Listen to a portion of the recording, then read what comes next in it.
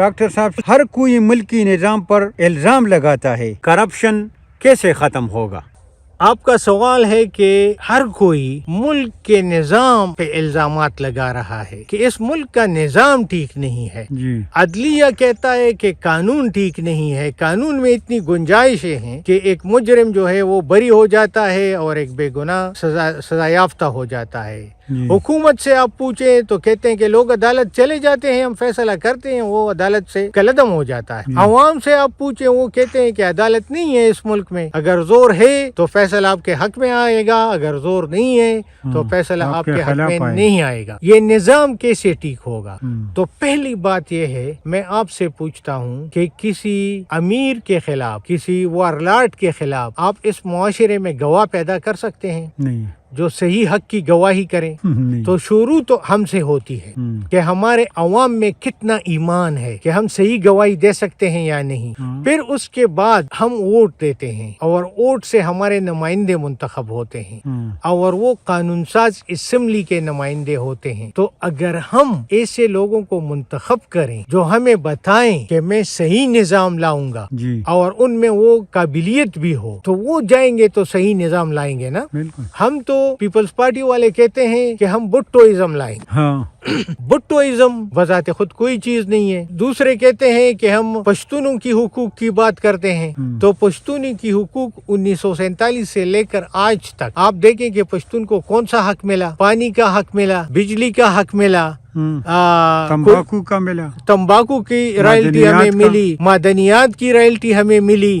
کون سا حق ہمیں اس 75 سال میں 1947 سے لے کے اب تک ہم سے ووٹ لیا گیا اس نام پہ، لیکن ہمیں کون سا حق دیا گیا؟ اگر نہیں دیا گیا تو مسائل کہاں ہے؟ اگر 75 سال میں وہ مسائل بھی ہم ایڈریس نہ کر سکے تو اس کا مطلب یہ ہے کہ ہم مخلص نہیں ہیں. اگر بھٹوازم والے آواز کرتے ہیں یا جناح صاحب کی تعریفیں ہوتی ہیں یا باچا خان کی تعریفیں ہوتی ہیں یا کسی دوسرے لیڈر کی تعریفیں ہوتی ہیں، وہ بہت اچھے لوگ ہوں گے، وہ بہترین لوگ ہوں گے. لیکن آج جو ووٹ لے رہا ہے یہ تو مجھے معلوم ہے نا اس کا معیار کیا ہے. یعنی میں تقریبات میں جاتا ہوں تو کوئی جناح صاحب کی تعریفوں کے بن باندھ رہا ہے، کوئی باچا خان کی تعریفیں کر رہا ہے، کوئی دوسرا اپنے دادا کی تعریفیں کر رہا ہے.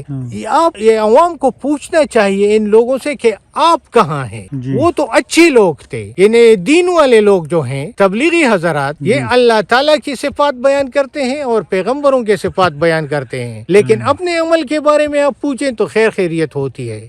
اسی طرح سیاست میں بھی ہے. میرے خیال میں ہمارے جو موجودہ لیڈرشپ ہے اور ہمارے امیدوار ہیں الیکشن کے، وہ ایسے ہونے چاہیے کہ وہ باکردار لوگ ہوں معاشرے میں اور اہلیت ہو ان میں، قابلیت ہو ان میں کہ وہ اسمبلی میں جا کر ہمارے نظام کو بدل سکے. اگر ایک نظام آپ کے عوام کو برباد کر رہا ہے، آپ کے ملک کو برباد کر رہا ہے، تو اس نظام سے تو چھٹکارا حاصل کرنا چاہیے. یہ نظام تو غلط ہے نا. بالکل. تو اگر ایک غلط نظام کو ہم 75 سال میں ٹھیک نہ کر سکے تو اس کا مطلب یہ ہے کہ جتنے لوگ ہم نے اسمبلیوں کو بھیجے وہ سارے نااہل تھے. تو اس لیے عوام پہ یہ سب سے بڑی ذمہ داری عائد ہوتی ہے کہ یہ ایسے لوگوں کو منتخب کریں جو یونیک ہو معاشرے میں، قابلیت کے لحاظ سے، ایمانی لحاظ سے تکڑے ہوں اور انصاف پسند لوگ ہوں معاشرے میں. ہمارا ایک ساتھی حج کے لیے جا رہا تھا، تو حج میں تو وہ شیطان کو کنکریاں مارتے ہیں. تو میں نے کہا کہ اس دفعہ سعودی عرب نے ایک شرط لگائی ہے کہ آپ تب وہاں شیطان کو کنکریاں ماریں گے جب اپنے ادارے میں موجود ایک شیطان کو آپ ایک کنکری ماریں.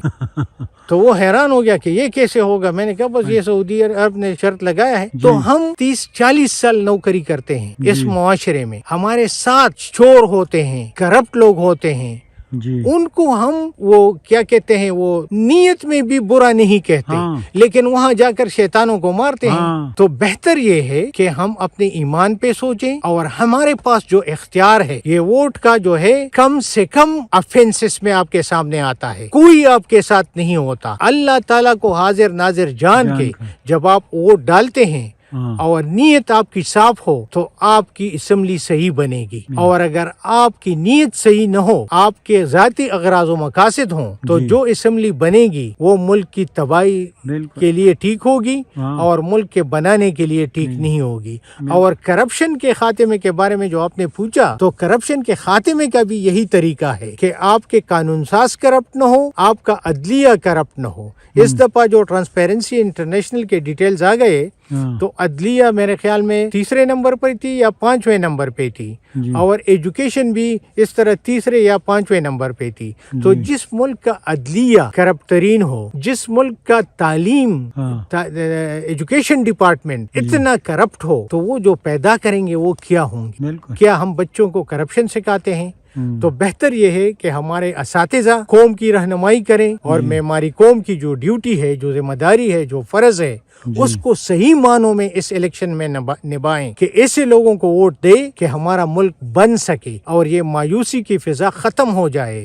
اور یہی ہمارے لیے نجات کا رستہ ہوگا. دھرتی سے محبت ہے، یہ دھرتی سے محبت کی وہ کیا کہتے ہیں، ضمانت ہے. ہاں. ضمانت ہے ایک قسم کی، کہ ہم دوسرے ملکوں میں جب بھاگ رہے ہیں جی. تو یہ پیسے کے لیے لوگ نہیں بھاگ رہے، جی. یہ انصاف کے لیے بھاگ رہے ہیں. اور انصاف تب آئے گا جب ہمارا معاشرہ اتنا بیدار ہوگا کہ وہ اپنے اداروں سے پوچھ سکے، جی. اپنے اعلیٰ افسران سے پوچھ سکے کہ یہ ظلم ہو رہا ہے. اگر میں ایک ادارے میں ہوں اور میرے قریب ایک کرپشن ہو رہی ہے، تو مجھے کم از کم دل میں تو برا کہنا چاہیے نا، آواز اٹھانا چاہیے، آواز اٹھانی دل میں برا چاہیے، کہنا چاہیے، آواز اٹھانی چاہیے، برا کہنا چاہیے. تو اسی طریقے سے معاشرے آگے جاتے ہیں. جی. بہت بہت شکریہ. Thank you for your thank you support. Doctor صاحب. Thank you.